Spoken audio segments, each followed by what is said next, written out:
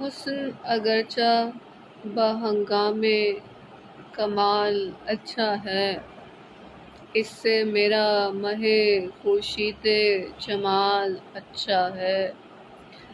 غالب کا شعر ہے، حسن میں یعنی چاند کا حسن بہنگام کمال اچھا ہے۔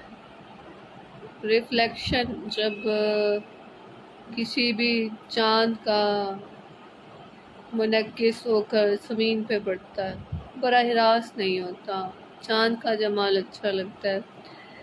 اس کی مثال بالکل ایسے ہے کہ چاند سورج اور زمین کے درمیان ہے، بہنگام کمال اچھا ہے۔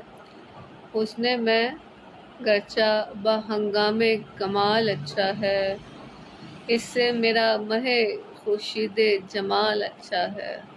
لیکن اصل چیز حقیقت کی ہے، ریفلیکشن کی نہیں ہے۔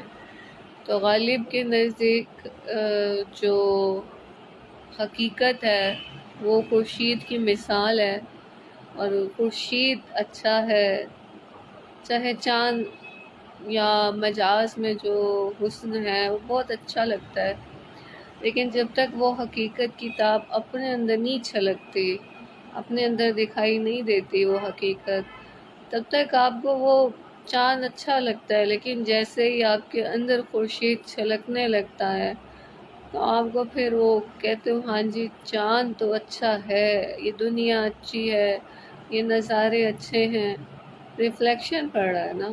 لیکن اصل چیز ہے کہ وہ خورشید آ گیا، حقیقت آ گئی ہے، تو وہ حقیقت اچھی ہے۔